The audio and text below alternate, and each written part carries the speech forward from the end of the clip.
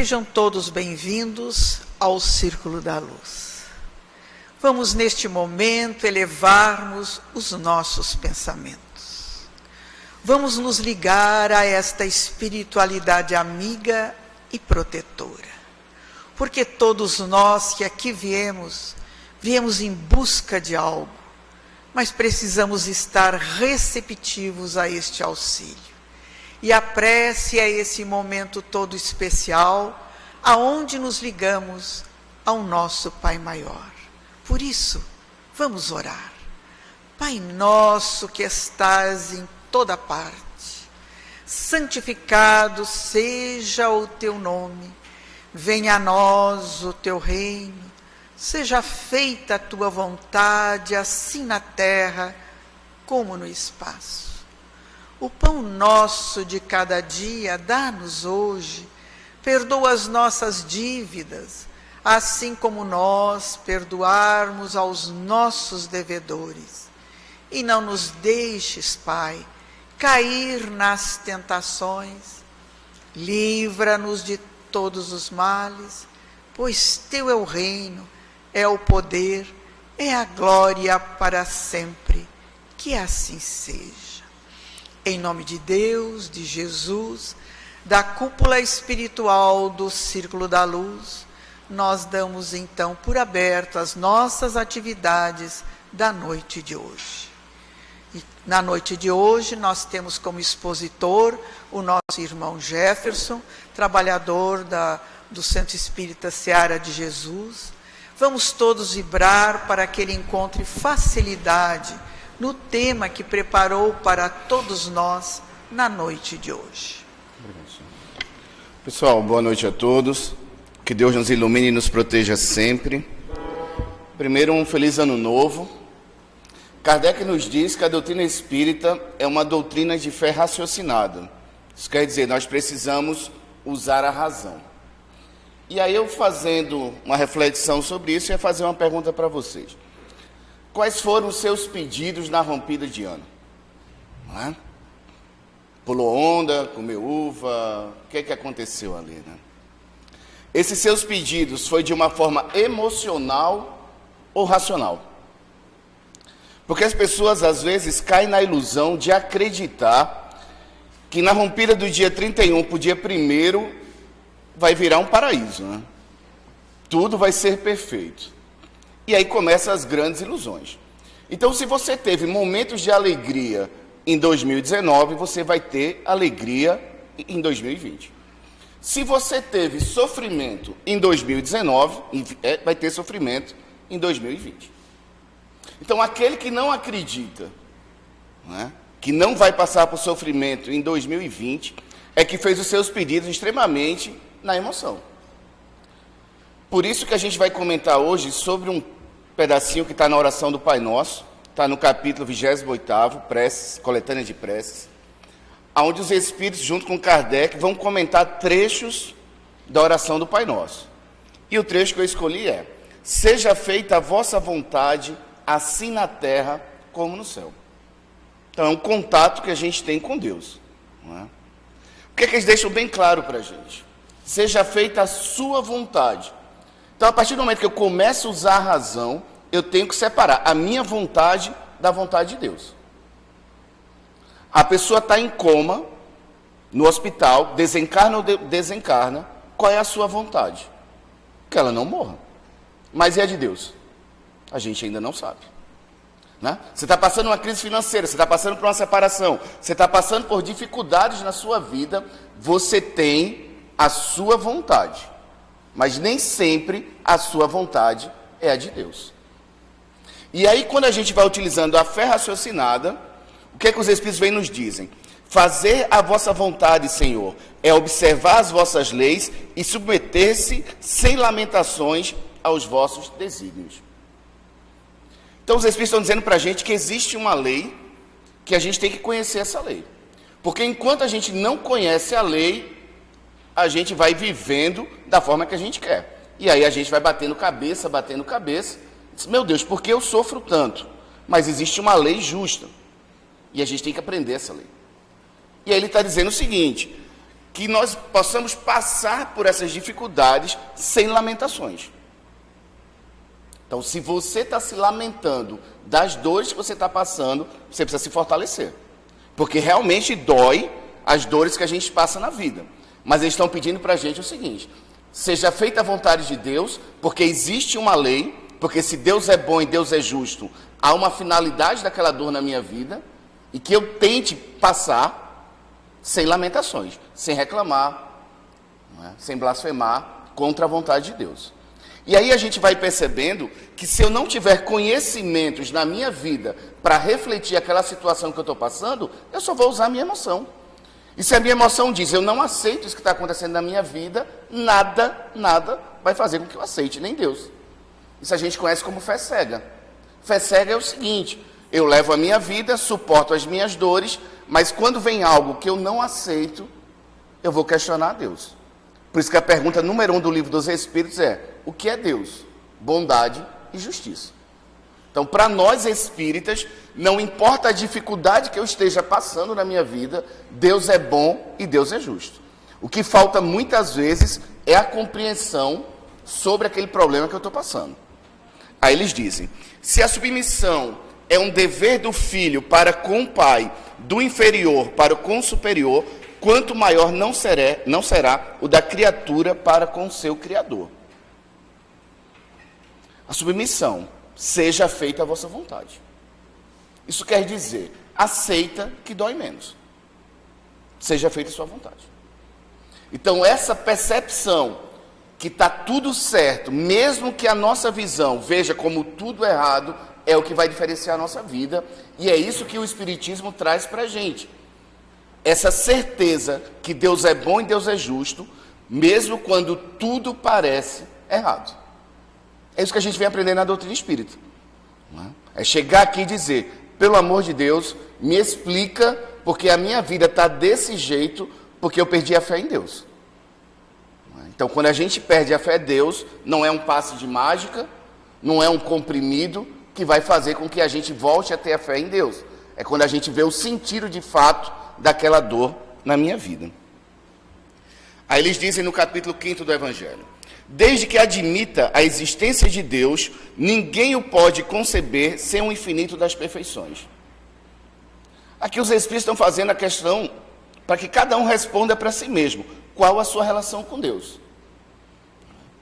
Porque a maioria de nós vai ter esse contato com Deus na hora do sofrimento.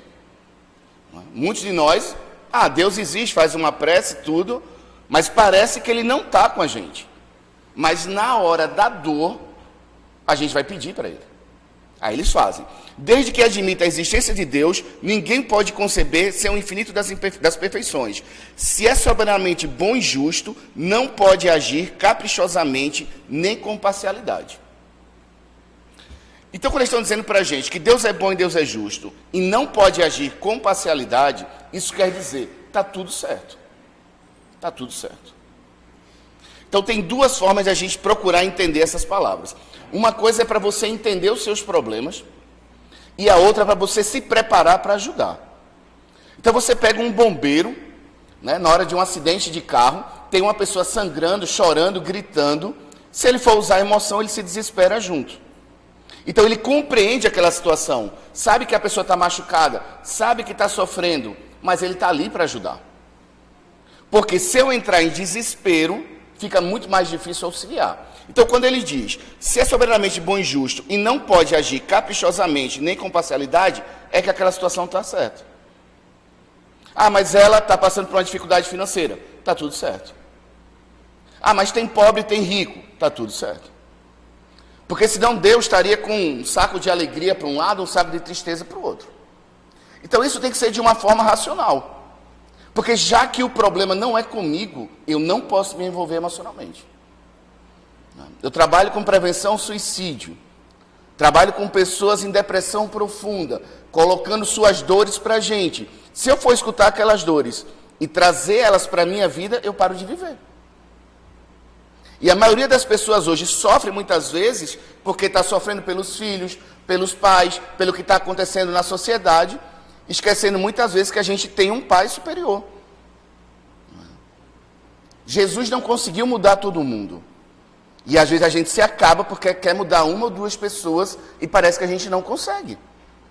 É porque às vezes a gente quer ter um poder que a gente não tem. Mas a compreensão da vida, para você entender o cenário, se faz necessário. Está tudo certo. O que está faltando é a gente aprender a vivenciar. Aí eles dizem, logo, as vicissitudes da vida derivam de uma causa, e pois que Deus é justo, justo há de ser essa causa. Isto é o que deve cada um bem compenetrar-se. Bem simples. Logo, os sofrimentos que cada um está passando, seja você ou aquela pessoa que você vai ajudar, existe uma causa, que pode ser dessa vida ou de outra vida. Mas essa causa é justa. Isso tem que mudar totalmente a nossa vida. E é o que eles dizem para a gente. Isso é o que cada um deve bem compenetrar-se. A situação que você está passando, ela é justa. É justa. Mas Jefferson, olha a minha situação. Ela é justa. É para você. Então, muitas vezes, por a gente não aceitar que isso é justo para mim, eu quero me livrar disso. E parece que isso volta com mais força para mim. Sabe quando você quer que não chove, chove? Aceite, vai chover. Se prepare para lidar com a chuva. Agora, não esperar chover é se iludir. É isso que estão querendo dizer para a gente. Quanto mais você negar o seu sofrimento, quanto mais você não abraçar ele e dizer, é meu, eu preciso resolver, vai identificar dois tipos de pessoas. Aquelas que passam a vida toda lamentando por estar nessa situação e outras que dizem, essa situação é minha e eu quero sair daqui. É basicamente isso. Então a gente vai ver pessoas extremamente depressivas, deprimidas, por não aceitarem a situação que se encontram. A partir do momento que eu aceito que essa situação é a minha, há uma grande possibilidade de sair dali. Isso tem que ser racional. Isso não é colocado de fora para dentro. Não é? Quantas vezes você fala para alguém, olha, observa a tua vida, está errado, você tem que mudar. E aí você olha para a pessoa e diz, meu Deus, parece que ela não escuta. Porque é ela que tem que escutar, é ela que tem que mudar. Os objetivos dos espíritos, como eles dizem para a gente, não é mudar a vida de ninguém. É fazer com que as pessoas percebam que precisam mudar. Porque senão era muito fácil. As pessoas dizem assim, nossa, mas na mesa mediúnica, o espírito se comunica, né, e conta suas dores numa mesa mediúnica. Aí as pessoas dizem assim, mas lá não tem um protetor, porque já não cuida lá. É porque às vezes ele precisa passar aqui para escutar os encarnados, porque às vezes ele não percebe nem que está morto. Ele precisa vir na mesa mediúnica escutar. Mas na verdade, eles dizem, ele precisa ir lá aprender. Porque a mania nossa é milagre. Sabe? É milagre, não existe milagre. Ah, eu vou fazer promessas. Não existe. Quantas pessoas já fez promessa e não mudou nada? Né? O que você recebe é proteção para lidar para as suas dificuldades. É isso que a gente vem buscar. Mas a dificuldade é nossa e a gente tem que caminhar. Quanto mais a gente esperar que as coisas vão se resolver sem a gente mudar, a gente passa anos em depressão. Porque somos nós que temos que nos levantar. É isso que eles fazem para a gente. O nosso objetivo não é tirar você da dor. O nosso objetivo é fazer com que você perceba a finalidade da dor na sua vida e depois que você entender, você se levantar. Porque senão seria fácil. Não é? A gente sempre quer que alguém tire a gente do problema. Mas não, somos nós que temos que sair. Ele continua dizendo, coragem, amigos, o Cristo é o vosso modelo. Sofreu mais do que qualquer um de vós, e nada tinha que se acusar, enquanto tendes de expiar o vosso passado e de vos fortalecer-vos para o futuro. É o que ele está dizendo aqui para a gente. Quando você estiver sofrendo, pense em Jesus. É isso que os Espíritos estão dizendo para a gente. Pense em Jesus. Porque ele sofreu mais do que qualquer um da gente, e não tinha erro nas costas. Porque fica feio muitas vezes, na visão dos espíritos, é você perceber que a pessoa errou a vida toda, não é? E aí quando está sofrendo, acha injusto. Acha injusto. Ah, eu não deveria estar passando por isso, que injustiça. Aí eles pedem para a gente fazer uma reflexão. Veja o seu comportamento. Quem é você? Só que às vezes a gente cai na ilusão de olhar só a consciência atual, que é essa vida. Aí eles dizem, sofreu mais do que qualquer um de vós, nada tinha que se acusar, enquanto tendes de expiar o vosso passado. Quer dizer, nós temos erros nas costas. Nós já erramos bastante. E esses erros vão ser cobrados da gente. Então, quando você achar que é injusto, tem justiça ali. E vos fortalecer para o futuro.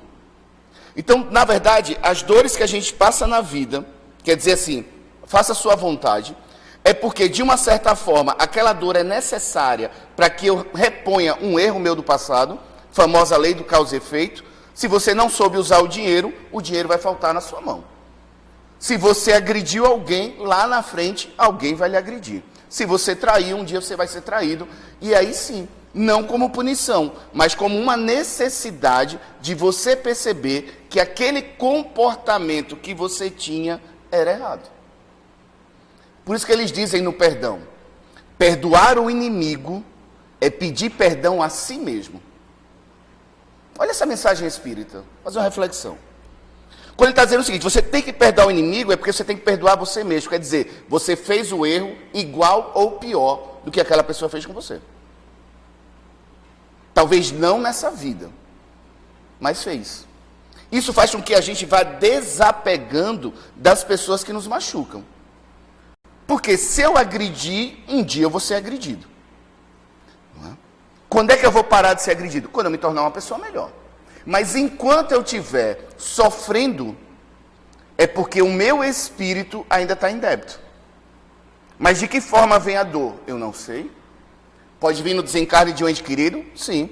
Numa separação? Sim. Numa crise financeira? Sim. Numa solidão? Sim. Numa doença? Sim. Mas vem. Vem. Aí eles dizem, a dor é uma bênção que Deus envia a seus eleitos. Pessoal, o espírita que entender essa frase, ele nunca mais vai reclamar. Porque ele está dizendo para a gente o seguinte, a dor é uma bênção que Deus envia a seus eleitos. Que dor? Qualquer dor. E nada se faz sem um fim inteligente. E tudo que for que aconteça, tem a sua razão de ser. Então, a grande dificuldade nossa é que quando explode a bomba, geralmente a gente se desespera. Isso quer dizer, eu quero resolver o meu problema. Não, não venha resolver seu problema. Venha se acalmar. Venha ter conhecimentos. Porque talvez seu problema seja pela vida toda. Porque às vezes uma pessoa nasce cega, pessoal, e ela vai desencarnar cega. Às vezes uma pessoa não tem um relacionamento equilibrado, vai ter a vida toda sem relacionamento equilibrado. Às vezes a pessoa não tem dinheiro, vai passar a vida toda sem dinheiro. Porque às vezes essa é a prova necessária que esse espírito precisa passar. Então, quando ele está dizendo que a dor é uma bênção, é qualquer dor. Então, a pessoa chegou para mim e disse, Jefferson, descobri que eu estou com câncer. Está sofrendo? É uma dor para você? É uma bênção. Ela vai dar uma tapa na minha cara. Porque ela não entende aonde está a bênção no câncer dela. Porque a visão materialista é do berço ao túmulo. E a nossa visão ela é espiritual.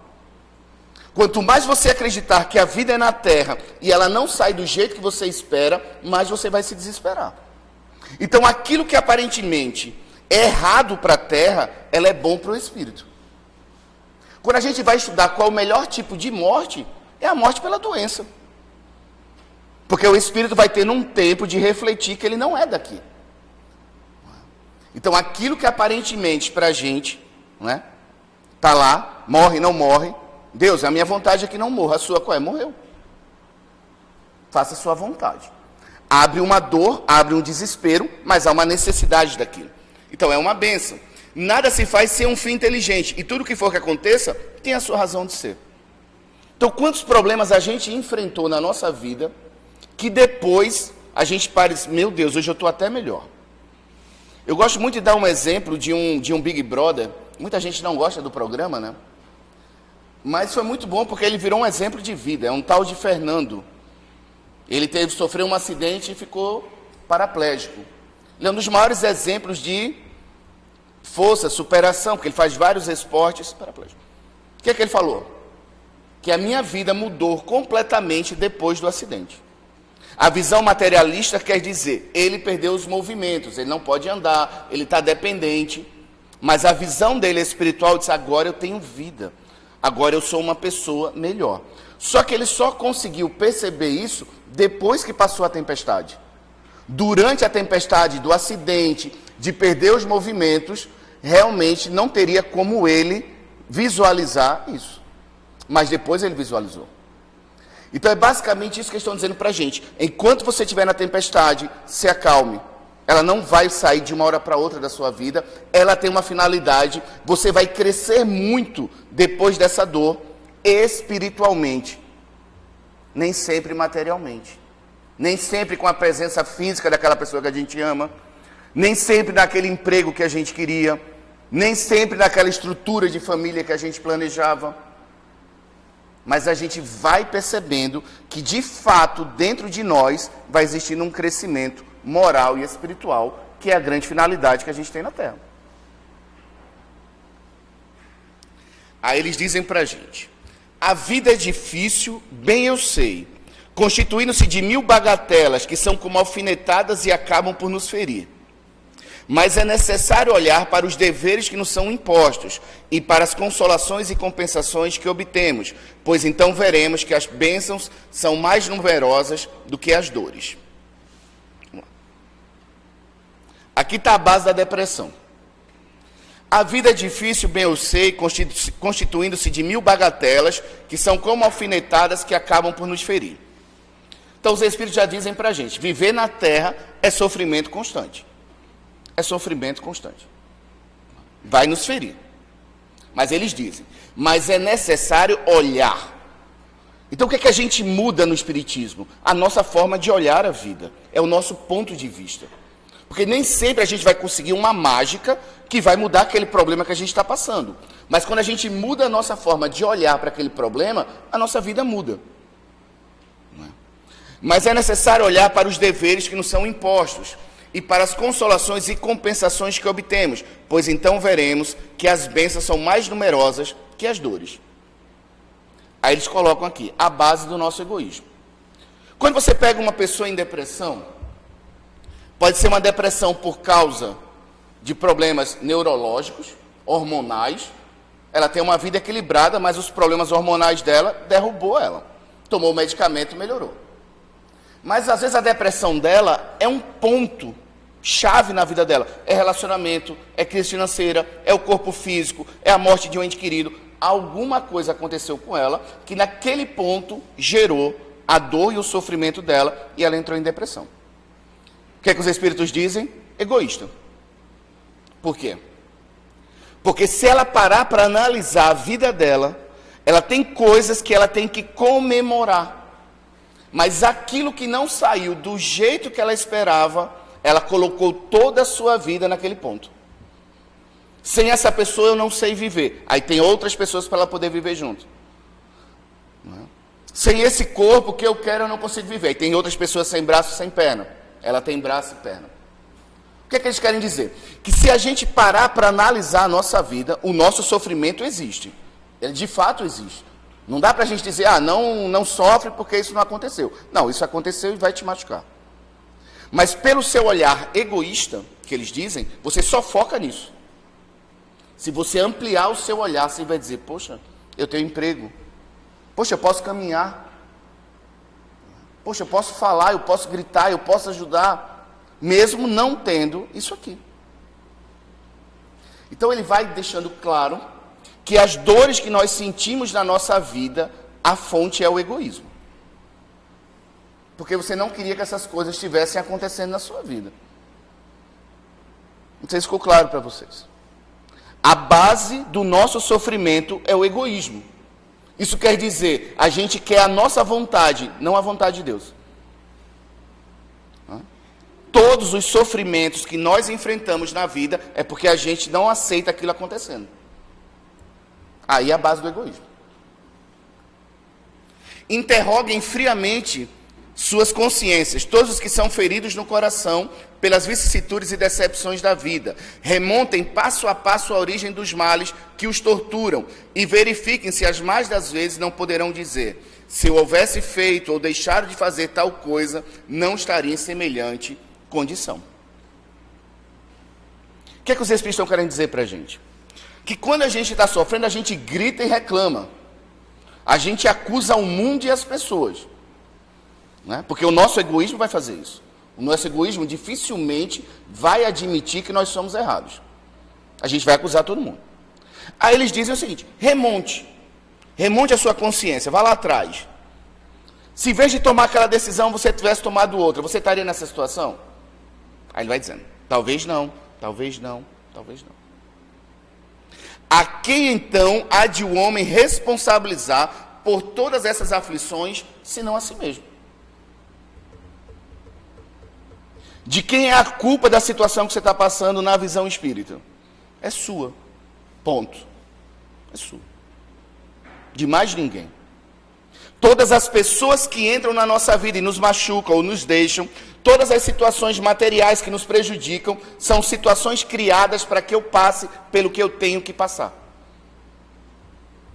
Esse é o pensamento espírita. Isso tem que estar claro na mente do espírita. Eu sei que é assim, ponto. Mas está doendo. Aí a gente vai para o Emmanuel, ele diz: mesmo sangrando, mesmo sofrendo, mesmo chorando, não se desespere. Porque a gente vai chorar, a gente vai sangrar, a gente vai gritar. Então o grande objetivo da doutrina espírita é que eu entenda que essa situação foi criada ao longo de muitas vidas. E eu preciso passar por ela sem lamentar. Porque quanto eu estiver lamentando e quanto eu estiver gritando, mais vai rasgar. Entrega. Não briga mais. Perdi o dinheiro, acabou. Vou recomeçar. Perdi o relacionamento, vou começar. Por quê? A vida não é aqui. A gente está aqui de passagem. Então ele diz: se houvesse feito ou deixado de fazer tal coisa, não estaria em semelhante condição. Aqui eu estou partindo para um sentimento chamado humildade e reconhecimento. Porque as pessoas não saem da depressão porque elas continuam, consciente ou inconscientemente, acusando a vida e as pessoas. Essa situação foi criada por mim. Eu preciso sair daqui. Sozinho não sai. Eu preciso de passe, eu preciso de energia, preciso de reiki, preciso buscar coisas. Não é? Mas nada de energia vai mudar se eu não mudar o meu entendimento sobre a vida. Eu posso caminhar na praia e dizer: estou maravilhoso, mas se eu não entender o processo da vida, volto para fora e continuo mal. Aí eu vou na casa espírita tomar passe, vem tomar passe. Vai ser maravilhoso para você. Mas se você não mudar o seu conhecimento, a sua estrutura de entendimento sobre a vida, não vai mudar. Por isso que sai muita gente, às vezes, da igreja católica, da igreja evangélica, e vem para a casa espírita, porque a gente tem necessidade de conhecimento. Eu preciso abrir a minha mente e dizer assim: eu preciso entender essa estrutura de vida, porque não dá para viver assim. E eles continuam nos alertando, dizendo o seguinte: com egoísmo, os homens vivem em luta perpétua, com a caridade viverão em paz. Se a caridade e a humildade substituírem o egoísmo e o orgulho, eles não mais buscarão prejudicar-se simultaneamente. Vamos falar de separação? Crise familiar, crise de relacionamento. Pronto. Com egoísmo, os homens vivem em luta perpétua. Por que as pessoas brigam? Porque são egoístas.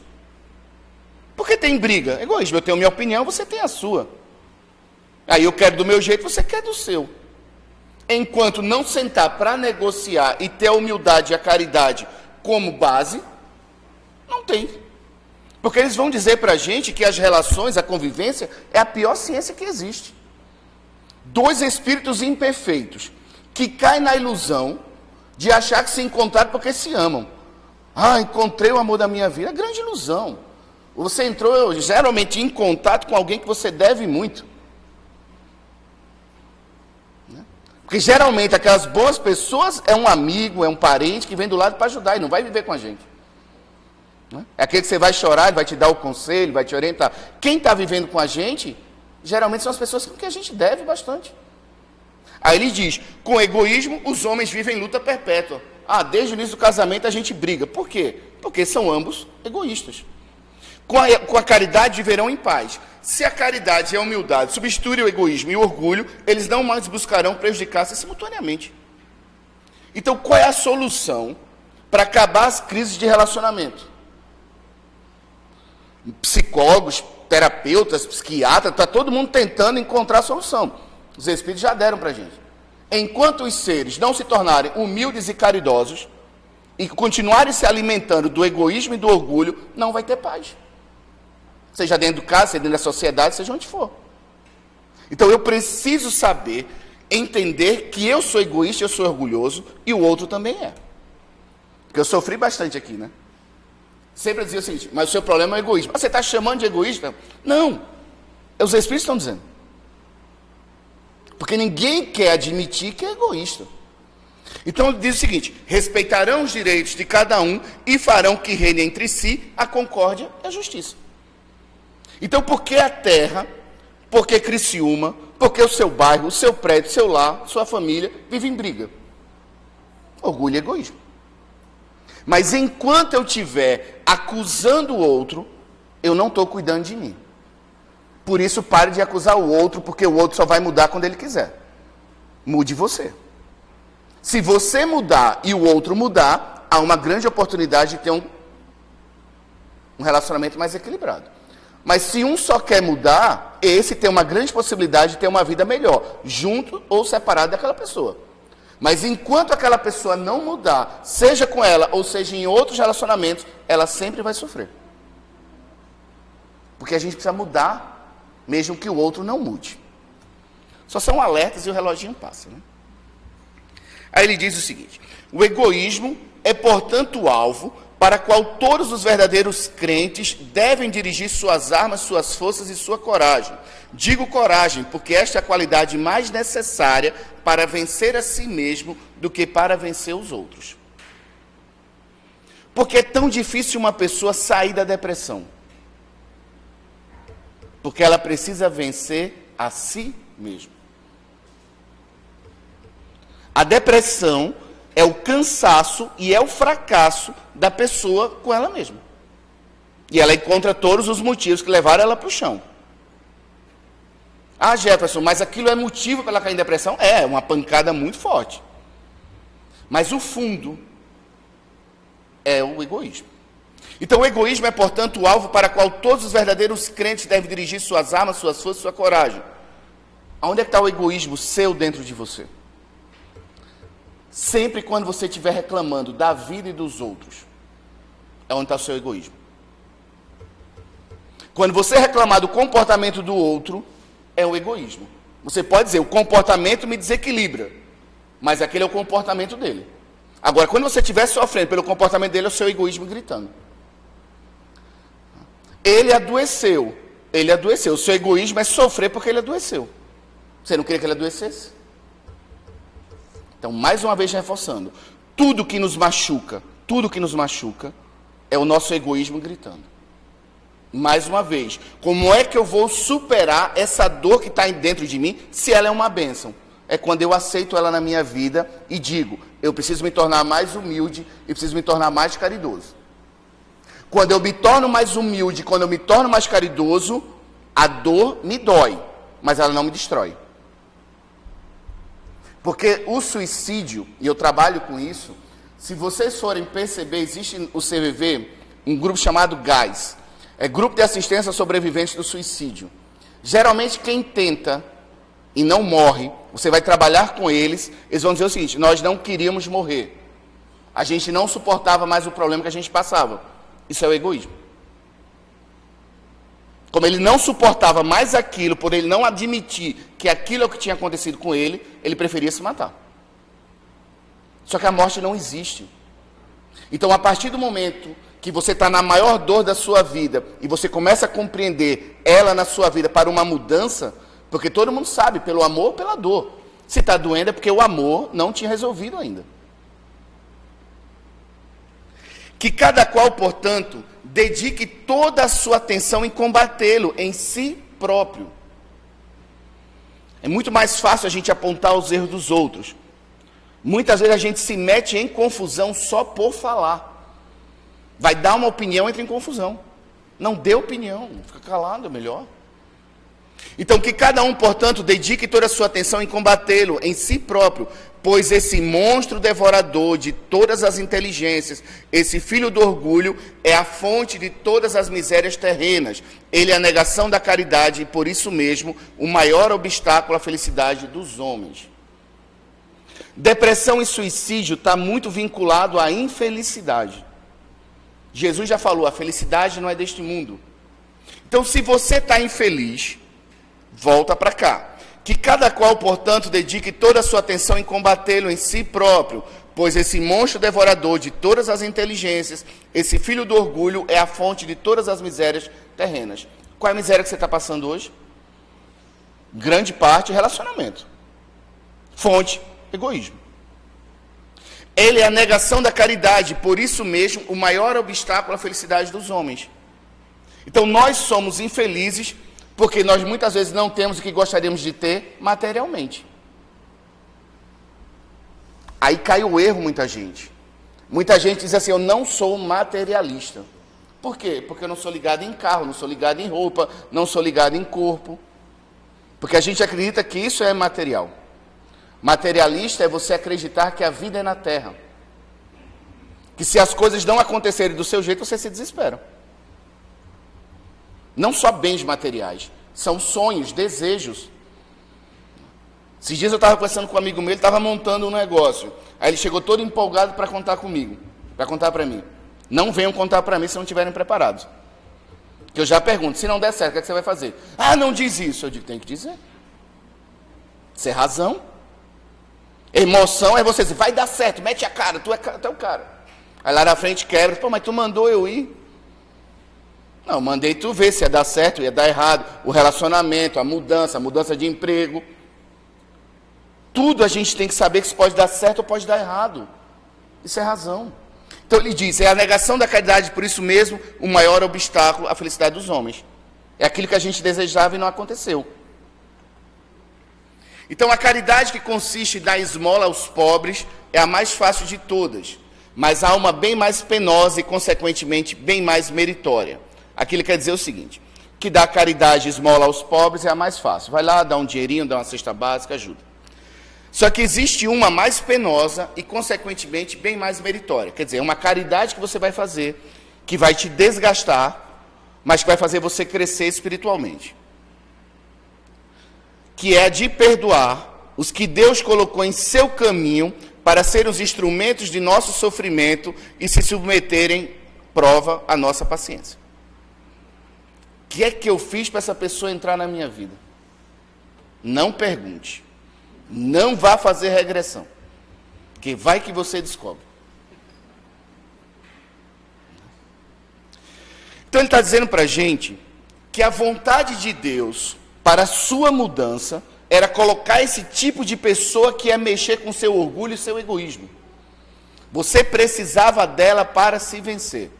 Porque se você tivesse a pessoa que você sonhou para você, você não ia mudar aquilo que você precisava mudar em você.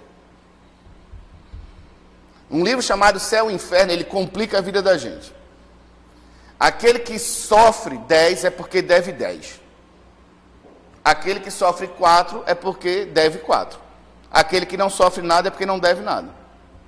Então, aquele que mais sofre é aquele que mais deve. Aquele que mais reclama é aquele que mais deve. Pare de reclamar. Na visão espírita fica feio. Por isso que é provas e expiações. Provas são as dificuldades e os sofrimentos que a gente passa resignado. Faça a sua vontade, meu Pai, eu vou passar por isso aqui. Expiação é a revolta. Quanto mais você reclama, mais você deve. E fica feio para o espírita quando tem essa consciência. Ele vai dizer, é melhor eu me calar. Aí eles ajudam, ele vai pagar igual ou pior. Porque aquele que me machucou também vai ser machucado um dia. Mas que eu não seja o carrasco dele. E para encerrar, eles nos dizem o ponto de vista. O que de fato nós precisamos mudar na nossa vida para ter essa vida equilibrada e entender a vontade do Pai. Eles dizem o seguinte: a ideia clara e precisa que se faça da vida futura dá uma fé inabalável. Então existem várias situações que as pessoas vão buscar rituais para se espiritualizar. As pessoas acreditam que um ritual faz com que a pessoa se torne uma espiritualista. Os espíritos dizem o seguinte: a ideia clara e precisa que você faça da vida futura já lhe espiritualiza. Então a minha forma de olhar para o mundo, para a vida, já me espiritualiza. Então, a ideia clara e precisa que se faça da vida futura dá uma fé inabalável no porvir. E essa fé tem consequências enormes sobre a moralização dos homens, porque muda completamente o ponto de vista pelo qual eles encaram a vida terrena. Então, a depressão, o suicídio, é a visão estreita de pessoas para os seus problemas terrenos. Quanto mais eu me espiritualizar, quanto mais eu acreditar de fato que existe vida após essa vida física, mais forte eu vou estar para enfrentar as dificuldades da minha vida. Para aquele que se coloca pelo pensamento na vida espiritual, que é infinita, a vida corporal não é mais do que uma rápida passagem, uma breve permanência num país ingrato. É umas férias frustradas. Eu vi agora a reportagem, o pessoal saiu lá de Chapecó, foi para Balneário Camboriú, chegou lá, não tinha o apartamento que eles alugaram. Com criança, com tudo, tiveram que voltar. Basicamente é isso aqui. A gente vem para cá, passa uma temporada, muitas vezes, terrível, e vai voltar para o plano espiritual. A ideia é que esse cara que foi para Chapecó e perdeu as férias com a família, tenha entendido que ele precisava pesquisar, que ele precisava... Não sei se ficou claro para todo mundo. Esse período que a gente está passando na Terra é uma passagem rápida, com situações ingratas, para que a gente aprenda a mudar a nossa vida infinita. As vicissitudes e as tribulações da vida são apenas incidentes que ele enfrenta com paciência, porque sabe que são de curta duração e devem ser seguidos de uma situação mais feliz. A morte não tem nada de pavoroso, não é mais a porta do nada, mas a da libertação. E aí, para encerrar, eu lembro do Chico Xavier, sempre falo isso. Perguntaram para o Chico: Chico, o que é que te garante mais e te deixa mais feliz como trabalhador espírita? Ele dizia o seguinte: as cartas que ele entregava para as mães. Aí perguntaram: Chico, mas como é que você garante que essa carta psicografada é do filho daquela senhora? Aí ele dizia assim: eu não garanto nada, pergunte para ela, eu só escrevi. Aí muita gente pensava que era o quê? A carta ali. Mas na verdade o que mais gratificava ele, que através das cartas ele comprovava a imortalidade da alma. Nós não somos daqui, nós estamos aqui. Quanto mais você pensar que você é daqui, mais a vida lhe sufoca. Quanto mais você mudar a sua visão, tomar consciência que você está de passagem, as dores vão vir, mas não lhe derruba. Que a paz seja com todos.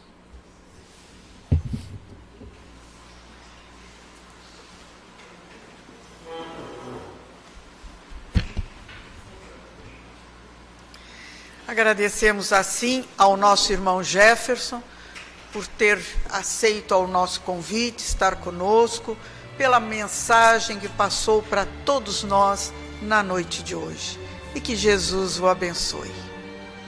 E vamos pedir então pela magnetização das nossas águas, que as energias salutares possam recair sobre elas, pelos nomes que se encontram nas urnas de encarnados e desencarnados, pelos irmãos que se encontram no leito de um hospital, nos presídios, pelas crianças ao abandono, pelos irmãos idosos que estão abandonados também, aqueles que vivem nas sarjetas da vida, por aqueles que perderam seus entes queridos, que a bondade infinita do alto possa envolver a todos esses irmãos neste momento, recebendo eles de acordo com as suas necessidades.